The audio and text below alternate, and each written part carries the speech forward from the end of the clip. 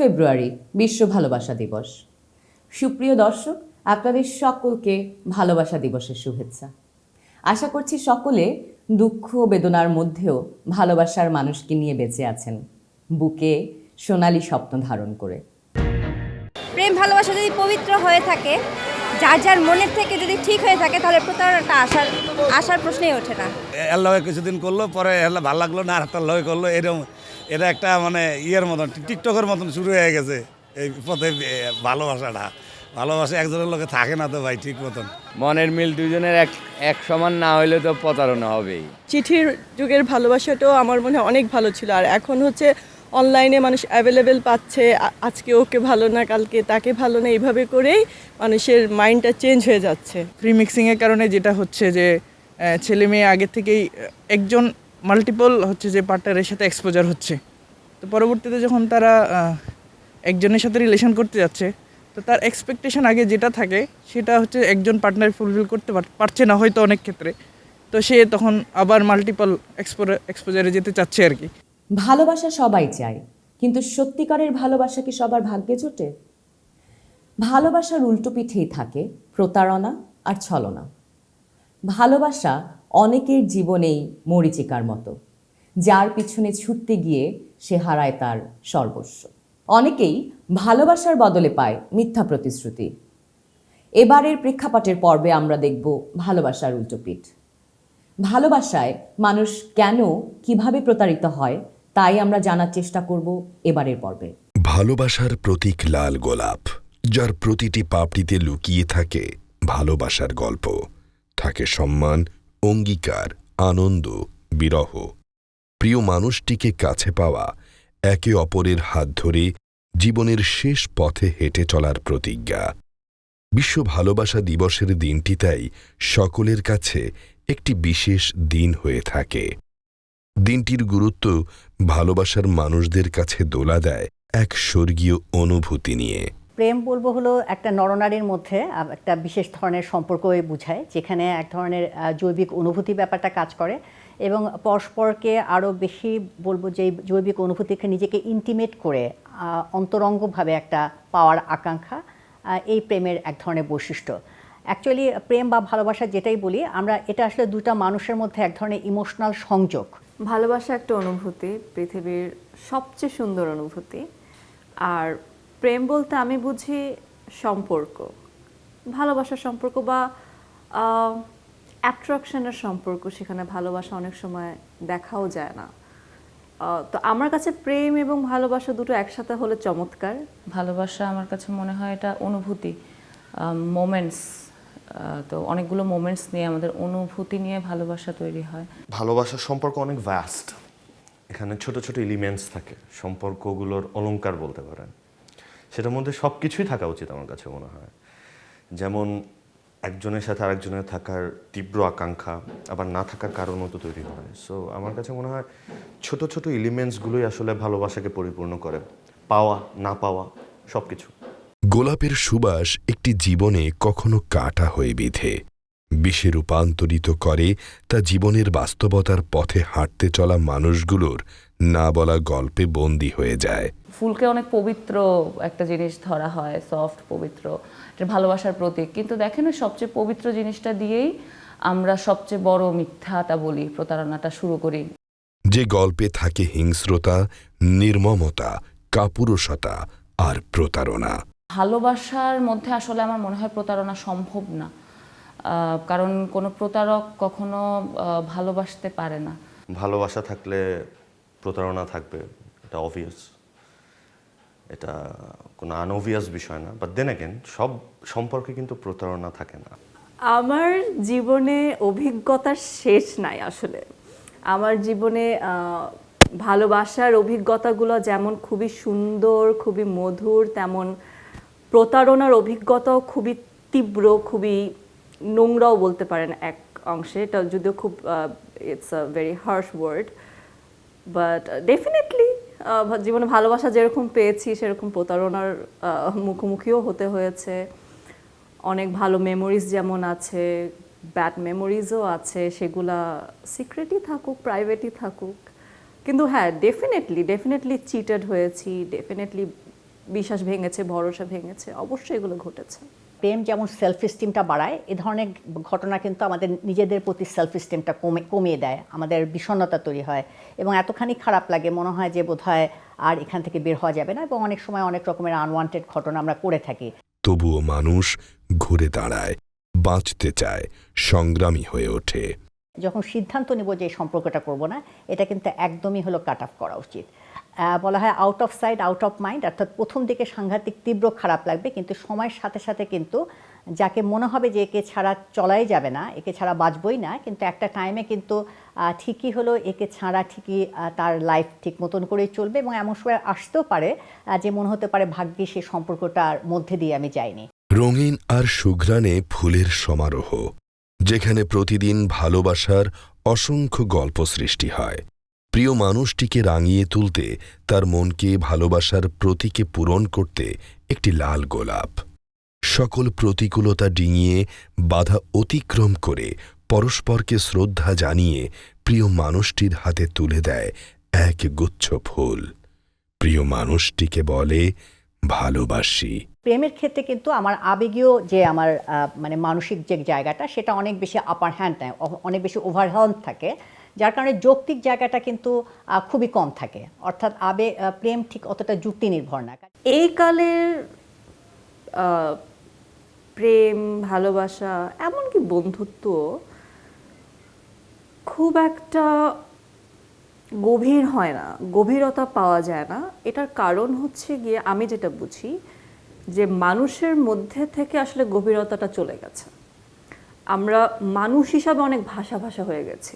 তথ্য প্রযুক্তির অবাধ বিচরণে সামাজিক যোগাযোগ মাধ্যম হয়ে উঠেছে ভালোবাসা আদান প্রদানের এক বিকল্প পথ। এখন যেহেতু যুগ ডিজিটাল, ছেলে মেয়েরা অনেক বেশি অ্যাডভান্স, তারা দ্রুত কোনো রকম একটা সম্পর্কে পৌঁছে যায়, ইন্টিমেট সম্পর্কে পৌঁছে যায়। যে পথে হাঁটতে চলা বর্তমান সময়ের তরুণ তরুণীরা ভালোবাসার মুহূর্তগুলো কাটাতে বেছে নেয় পার্ক, রেস্টুরেন্ট কিংবা কোনো কফি শপ। আজকাল যখন আমি মাগরিবের নামাজে পরে কখনো কখনো বের হই কোনো জরুরি কাজে, আবার এই বয়সে এসে, তখন প্রচুর তরুণ তরুণীকে আমরা দেখতে পাই বাইরে। আমাদের সময় আমার বাবা মা, আমি এত বড় হয়েছে, আজ থেকে 4 বছর আগে, 5 বছর হয়েছে আমার মা মারা গেছেন। আমার মা তখনও 5 বছর আগেও পর্যন্ত আমি যখনই বেরোচ্ছি, সকালবেলা শুটিংয়ে যাচ্ছি, আমার মা আমাকে শুধু মাথা একটু হাত বুলিয়ে ফু দিয়ে বলে, বাবা মাগরিবের নামাজে যে আমাদের সাথে সাথে চলে এসো। ঢাকা বিশ্ববিদ্যালয়, প্রাচ্যের অক্সফোর্ড খ্যাত এখানকার শিক্ষার্থীরা সমাজে আলো ছড়ান। তাদের আলোয় থাকে জীবনের অভিজ্ঞতা। সেই অভিজ্ঞতা নিয়ে চলা একদল তরুণ শিক্ষার্থীদের কাছে ভালোবাসা ব্যাখ্যা শুনতে চায় প্রেক্ষাপট। আচ্ছা বন্ধু, তুই কি জানিস কেন একটা ছেলের মন ভাঙে, কেন সে প্রতারণার শিকার হয়? আমাদের সমাজে কিন্তু আমরা অহরহই দেখছি সেই ঘটনা। কেন এমন হচ্ছে, তোর কি মনে হয়? মন ভাঙা বা প্রতারণার শিকার হওয়া, এটা শুধু ছেলে হবে এমন না, মেয়েও হতে পারে। এটা আসলে নির্ভর করে মানসিকতার উপর। তবে বর্তমান সমাজে আমার নিজের ব্যক্তিগত মতামত হচ্ছে, সবাই মানসিকভাবে অস্থিতিশীল, সবাই কেন জানি একটু অস্থির, কোনো একটা জায়গায় ফোকাস করে কেউ থাকতে চায় না। আমরা আসলে প্রেমটাকে এমন একটা পর্যায়ে নিয়ে গেছি, এটা আসলে আমরা অনেক সময় বলতেই লজ্জা করি। আসলে ভালোবাসা, প্রেম ব্যাপারটা হচ্ছে যে আমার সাথে আমার মায়ের ভালোবাসা একরকম, আমার সাথে আমার বাবার ভালোবাসা, আমার সাথে আমার বোনের, আমার পরিবারের, আমার আত্মীয়স্বজন, আমার বন্ধুবান্ধব, এটা আসলে একটা পবিত্র জিনিস। বাট আমরা আসলে প্রেম বলতে ব্যাপারটাকে এমন একটা ফেজে নিয়ে গেছি যেটা আসলে একেবারে অপবিত্র একটা জিনিস। শুধুমাত্র জাস্ট রিলেশনে যাওয়ার জন্য আমরা রিলেশনে চলে যাই, এবং কিছু কিছু ক্ষেত্রে দেখা যায় যে সেটা বিয়ে পর্যন্ত গড়ায়। সুতরাং এই যে দুইজনের মেন্টালিটি বা যে বিষয়গুলো আমি বললাম, যে পার্সপেক্টিভগুলো, সেগুলো জাজ না করি রিলেশনে জড়ানোর কারণে পরবর্তীতে দেখা যায় রিলেশনগুলো টিকে না। আমার কাছে মনে হয় যে সব কিছু এখন মানে আর্টিফিশিয়াল হয়ে গেছে। আমরা আমাদের যেই মানুষের প্রতি মানুষের যে একটা মানে ভালোবাসা বা আমরা অ্যাফেকশন যেটাকে বলি, সেটা যে কারোর সাথে, বাবা মা ভাই বোন বা সবার সাথে, ওই সম্পর্কটা এখন একটা কৃত্রিমতা চলে আসছে। ভালোবাসার মানুষের সাথে মানুষ কেন অনাকাঙ্ক্ষিত আচরণ করে, এই প্রশ্নের উত্তর আমরা খুঁজব এই বিরতির পর। কিন্তু ভালোবাসা সবসময় সুখের গল্প হয় না। নানা বাস্তবতায় ভালোবাসা ক্ষতবিক্ষত হয়। ভালোবাসা থেকেই তৈরি হয় ঘৃণা। প্রতারণাটা আসলে ভালোবাসায় আসে যখন ভালোবাসার জায়গাটার ভালোবাসার থাকে না, ওইটা আর ওই সুন্দর একটা ঘর থাকে না, সুন্দর একটা ভালো বাসা থাকে না, যখন ওইটা একটা ব্যাটেল ফিল্ড হয়ে যায়। সাইকিয়াট্রিস্টের একটু সাহায্য নেওয়া যেতে পারে। অনেক ক্ষেত্রে আমরা মেডিকেশন দিই যাতে তার এই সময়টার যে পেইনটা সেটা তার কমে, বা আমাদের অনেক সময় কাউন্সেলিং করলেও, কথা বলার মাধ্যমেও কিন্তু তার এই ভেন্টিলেশনটা হওয়ার পরেও তার এই জায়গা থেকে বেরিয়ে আসতে পারে। যান্ত্রিক জীবনে প্রিয় মানুষটিকে কতটা সময় দেয়া হয়? এখন তো আসলে আমরা আমাদের পার্টনারকে মিস করার টাইমটাও নাই, কারণ সারাক্ষণ প্রতি ঘন্টায় কথা হচ্ছে, চাইলে ভিডিও কল দিয়ে দেখতে পাচ্ছে আমি কোথায়, আমি দেখতে পাচ্ছি সে কোথায়, বা তাকে দেখতে কেমন লাগছে আজকে। তো এই যে মানে এত ইজি পিজি হয়ে গেলে তখন ওই যতই ভালোবাসা থাকুক ওই অ্যাট্রাকশনটা, টানটা কিন্তু কমে যায়। পার্টনাররা দুজনকে আলাদাভাবে যখন ভাবা যায়, তাহলে আসলে মনে হয় যে ভালোবাসায় এই যে কষ্ট, অবিশ্বাস, বিশ্বাস ভাঙা, প্রতারণা, এইসব কিছু আসলে থাকবে না। জুলহাস আলী সরকার একটি মন্ত্রণালয়ের সহকারী সচিব, ভালোবেসে বিয়ে করেছেন আফিফা আক্তার আন্নাকে। আন্না একজন গৃহিণী যাদের প্রেমের শুরুটা অনেকটা কল্পনাবিলাসী। আজকে আমি খোঁজ নিতে পারিনি কারণ আমার খুব কাজ ছিল, কিন্তু আমি ফোন না করলে তুমি তো ফোন দিয়ে বহুত অভিযোগ দাও। আজকে আসার পর কোনো অভিযোগ পেলাম না, ঘটনাটা কি? দিলাম না এই কারণ আমি জানি তুমি ব্যস্ত।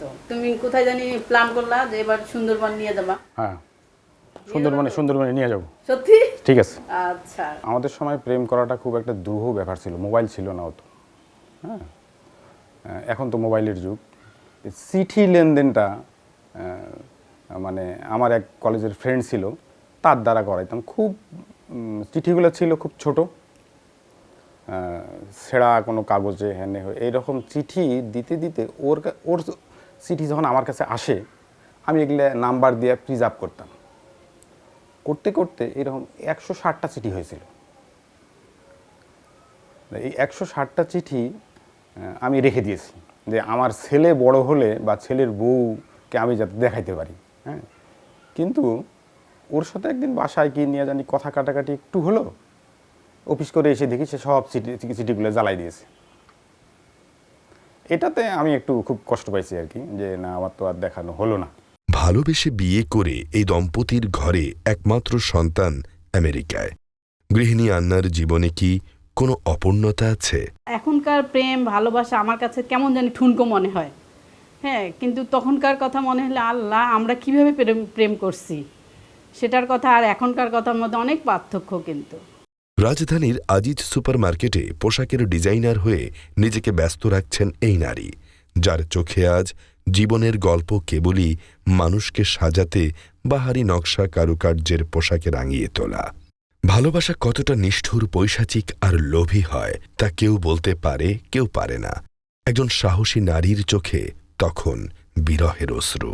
আসলে ঘটনাটা শুরু হয় হচ্ছে 2013 সালে।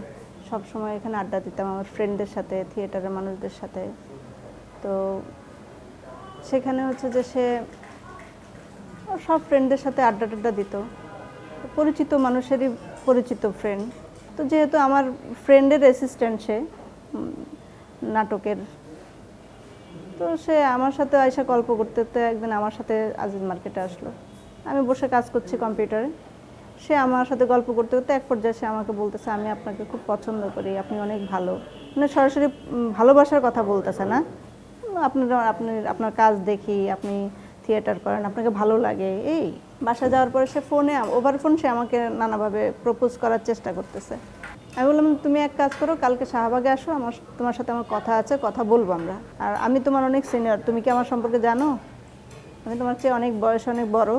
তারপর আমি তোমার যে ডিরেক্টর, সেই ডিরেক্টরের ফ্রেন্ড আমি। তারপর তুমি আমার অনেক জুনিয়র, আমি হিন্দু, ব্রাহ্মণ ঘরের মেয়ে, আমার তো কখনোই তোমার সাথে বিয়ে হবে না বা ভালোবাসা হবে না। সে ওর মধ্যে কথা বলে ফেলছে, আমি তোমাকে ভালোবাসি এসে। তারপর সে কি করলো, 12 তারিখ সন্ধ্যায় আমাকে বললো যে ছবির হাটে সবাই একসাথে হবে, আমার ফ্রেন্ড সহ, ওখানে আসো, আমরা ওখানে কেক টেক কাটবো, বন্ধু বান্ধব সবাই একসাথে। আমরা যাবো হচ্ছে ইয়াতে কলাবাগান, যে পান্থপথ সিগন্যালের এখানে একটা চিলিজ বা রেস্টুরেন্ট আছে, ওখানে বসবো আমরা সবাই মিলে গিয়ে। তো আমিও যখন ওখানে গেলাম দেখি যে আমার কোনো ফ্রেন্ড নাই। ওরা 4-5টা বাইক নিয়ে বন্ধুবান্ধব সহ এসে রেডি। আমি দেখে একটু ভয় পেয়ে গেছি। আমার কাছে কেন জানিস তাদের আচরণই ছিল অন্যরকম। আমি ভয়ে অলরেডি চিৎকার চেঁচামেচি শুরু করছি, আমি তোমাদের সাথে যাব না। আমি বলতে বলতে তারা আমার হাত থেকে ফোনটাও নিয়ে নিল এবং আমাকে দুইজনের মাঝখানে তুলে চলে গেল হচ্ছে রাজাবাজার। আমাকে উঠায় ফেলে বলতেছে ওরে বিয়ে করব। আমি তো হতভাগ, যাকে আমি ভালোই বাসবো না, বাসি না, সে আমাকে বিয়ে করবে। আমি একটু হয়ে গেলাম না, ওই মুহূর্তে আমি একদম ওর ভাইয়ের পায়ে ধরে কান্নাকাটি শুরু করে দিলাম। তারা কি প্ল্যানিং করলো, প্লটিং করলো, বাইরে যায় আমাকে ওখান থেকে তুলে নিয়ে চলে গেল মিরপুর কাজীপাড়াতে। এই পুরা রাত ভর সে আমার ব্রেন ওয়াশ করতেছে। পরের দিন সকালে সে নিয়ে গেল কোর্টে, জজ কোর্টে। ওখানে আরও বন্ধুবান্ধব সব ডাকলো। আমি তো একা একটা হিন্দু মেয়ে, আমি তো এখন বিয়ে করাই লাগবে। বিয়ে না করলে তো অন্য কিছু করতে পারে, আমার সাথে খারাপ কিছু করতে পারে। বাধ্য হয়ে ঠিক আছে কাগজে সাইন করলাম, স্পেশাল ম্যারেজ অ্যাক্টে সাইন নেওয়ার পরে সে এখন কুল যে সাইন তো নেওয়া হয়ে গেছে, এখন তার আমি কোথাও যাবো না, আমি তার ওয়াইফ। যাই হোক আমি বাসায় গেলাম। আমি তো সারা রাত না ঘুমায় না খেয়ে আমি অস্থির হয়ে পড়েছি। সন্ধ্যায় আমার মিটিং ছিল গ্রুপে, আসার পরে সেখান থেকে তারা আমাকে উঠে নিয়ে সে তার বাসায় নিয়ে গেছে, সে বাসর রাত করবে। ওই রাতে আমি তার দ্বারা অ্যাবিউজ হইলাম। পরের দিন এই অবস্থাতে রেখে সকালে সে চলে গেছে সিলেটকে, বলতেছে তুমি চলে যাও, আমি 3 দিন পরে আসব। আমি পরের দিন বাসায় আসলাম, চলে আসলাম। তারপর সে 3 দিন পরে তার ফ্যামিলিরে ম্যানেজ করলো। তার ফ্যামিলির সাথে আমার সাথে কথা বলাচ্ছে, তার মা বৌমা করতেছে, তার বোন আমাকে ভাবি করতেছে। 6-7 মাস যাওয়ার পরে আস্তে আস্তে কেন যখন দেখছে যে আমি তাকে ভালোবেসে ফেলছি, আমিও তার প্রতি পজিটিভ, তখন সে তার রূপ চেঞ্জ হওয়া শুরু হলো। সে একটু মিসবিহেভ করে, গায়ে হাত তোলে, কোনো কথা না হতেই আমার গায়ে হাত তুলতেছে। আমি এগুলোর কোনো অর্থ বুঝতে পারছিলাম না। আমাকে প্রচণ্ড টর্চার করে 2014 সালের নভেম্বরের 4 তারিখের থেকে সে সব কিছু গোছায়া চলে গেল। আমি তো অপেক্ষায় ছিলাম ওই বাসায়। আমি তারপরও 3.5 বছর ছিলাম যে সে আসবে, হয়তো ছাড়াছাড়ি হয় নাই, এখনো তো কাগজ, ওটা তো মামলা রানিং। প্রেম ভালোবাসা আর একটি সম্পর্কে কেন্দ্র করে প্রতিদিন ঘটছে নানা ঘটনা। না, আমি যার হয়ে থাকবো, আমি শুধু তার হয়ে থাকবো। আমার জীবনে আরেকটা মানুষের সুযোগ নাই, আরেকটা মানুষ মানে আসার কোনো স্পেসই নাই। এই আইডিয়াটার সাথে এই নতুন প্রজন্ম আসলে খুব একটা পরিচিত না। নতুন প্রজন্ম আসলে মনে করে যাচ্ছে ঠিক আছে উনিও তাহলে আমার হোক, সমস্যা কি? আপনি যখন একটা মানুষের সামনে কুকুরের মতো পায়ের কাছে বসে ভালোবাসাটা ভিক্ষা করছেন, ওই সময়ে আপনি দেখে যাচ্ছেন যে ওই মানুষটা মানুষের ভেতরে আসলে যে একটা কুকুর পুষে রাখে, ওই কুকুরের ভয়ঙ্কর যে ব্যাপারটা, আচরণটা, তো ওরা মানুষ না। একবার যদি মানুষ ভেবে দেখে যে মানুষটাকে আমি ভালোবাসতাম বা যে মানুষটাকে আমি ভালোবাসি, তার সাথে আমি কাজগুলো কিভাবে করি। হতেই পারে তার সাথে আমার সম্পর্কটা নেই, বা তার সাথে আমার বোঝাপড়ার জায়গাটা হচ্ছে না, বা তার সাথে কোনোভাবে আমার সম্পর্কটা টানা সম্ভব হচ্ছে না। তাই বলে কিন্তু এই না যে তাকে আমার হিংসা করতে হবে, তাকে আমার প্রতিযোগী ভাবতে হবে, বা তার প্রতি কোনো প্রতিশোধ পরায়ণ আচরণ করতে হবে। ভালোবাসার মানুষের সাথে মানুষ কেন হিংস্র হয়ে ওঠে, কেন তার প্রতি পাশবিক আচরণ করে, এই সকল প্রশ্নের উত্তর আমরা জানব বিরতির পর। দেশের গণমাধ্যমে শিরোনাম হয় প্রেমের আড়ালে ভয়ঙ্কর ঘটনা। বরগুনার রিফাত মিন্নি ঘটনা সেদিন নাড়া দিয়েছিল গোটা জাতিকে, যা 90 দশকের সেই খুকু মনিরের ঘটনার এক প্রতিচ্ছবি। প্রেমে প্রতারণা, ব্যর্থ প্রেমে আত্মহত্যা, প্রতিশোধ নিতে হত্যা, এমনকি ভালোবাসার প্রিয় মানুষটিকে দেয়া সারা জীবন পথ চলার প্রতিজ্ঞাও হার মানে ডিভোর্সের মতো ঘটনায়। রাজধানীতেই প্রতিদিন গড়ে 37টি তালাক হয়। বিচ্ছেদের সংখ্যা বা বিচ্ছেদের ব্যাপারটা এখন যত বেড়ে গেছে, আগের সময় আগে 2 যুগ আগেও আমরা দেখেছি, 3 যুগ আগেও এত ছিল না। তার এক কারণ হলো যে আসলে মেয়েরা এখন অনেক সচেতন হয়েছে, নিজের যে একটা আত্মমর্যাদা, আত্মবিশ্বাস, লেখাপড়ার সাথে সাথে এবং জ্ঞান বুদ্ধি চর্চার কারণে তাদেরকে এখন সহজে আমরা একটা অন্য কিছু বুঝিয়ে দিতে পারি না। যখন আপনারা দুইজন একসাথে থাকার সিদ্ধান্ত নিয়েছেন, দুইজন স্বতঃস্ফূর্তভাবে, কেউ কাউকে জোর করেনি, এখন যদি আরেকটা মানুষের থাকতে ইচ্ছে না হয় এবং আপনার আবার থাকার ইচ্ছে হচ্ছে, তো আপনার যেমন একটা চাওয়ার স্বাধীনতা ওই মানুষটারও থাকতেই পারে। একটা পর্যায়ে গিয়ে মনে হলো যে তার সাথে আমার মনের মিল হচ্ছে না, তার সাথে আমার কাজের মিল হচ্ছে না, সেই ক্ষেত্রে আমার মনে হয় যে খুব পারস্পরিকভাবে বোঝাপড়ার মধ্যে দিয়ে সেটা করাটা বোধহয় সঙ্গত, যেটা আমরা সাধারণত করি না। নিজের মতো করে ঘর সাজাচ্ছেন এই নারী। তার আপনালয় না হলেও এটিই তার সংগ্রামী জীবনের এক সম্মানের আশ্রয়স্থল। প্রেমের একটি প্রস্তাব আর তা উপেক্ষা। সৃষ্টিকর্তার অপরূপ সৌন্দর্যে সাজানো জীবনটা তাকে জাগতিক জীবন থেকে হত্যা করলেও তিনি আজ সমাজের একজন উদাহরণ। মানসিক আঘাত তাকে থামাতে পারেনি। আমি যখন ক্লাস 8-এ পড়ি তখন আমি স্কুলে যাওয়া আসা করতাম। আমার পাশে গ্রামের একটা ছেলে আমাকে আমার পিছে পিছে ফলো করতো। সে আমি স্কুলে যেতাম, সেও যেত, আবার আমি যখন ছুটি হতো তখন সেও আসতো। এরকম আমি কয়েকদিন দেখি সে ফলো করতেছে। পরে একসময় সে আমাকে প্রেম প্রস্তাব দেয়। প্রেম প্রস্তাব দেওয়ার পর তখন আমি বলছি না, কারণ আমি পরিবারের ছোট মেয়ে, আমার বড় আরও 2-3টা বোন ছিল। আর ওই সময় মানে বোঝাম তো তেমন বয়সও হয় না, ক্লাস 8-এ পড়তাম। তাই আমি বলছি না, সম্ভব না। তো সে মানে কন্টিনিউ চালিয়ে যেত এরকম। দীর্ঘদিন আমি ক্লাস 8 থেকে 9-এ উঠলাম, 9 থেকে যখন ক্লাস 10-এ উঠলাম তখন সে ওই পিছে পিছে লেগেই থাকে। তখন আমি আমার ফ্যামিলিকে বললাম যে এরকম একটা ছেলে আমাকে খুব ডিস্টার্ব করে, তো এরকম। তো ফ্যামিলি থেকে খোঁজ নিয়ে দেখে ছেলেটা বেশি ভালো না, সুবিধার না, সন্ত্রাস টাইপের। তখন আমার ফ্যামিলি থেকে ওই ছেলের সঙ্গে কথা বলে, তখন বলছে না, আমি ওকে ভালোবাসি, আমি ওকে বিয়ে করতে চাই।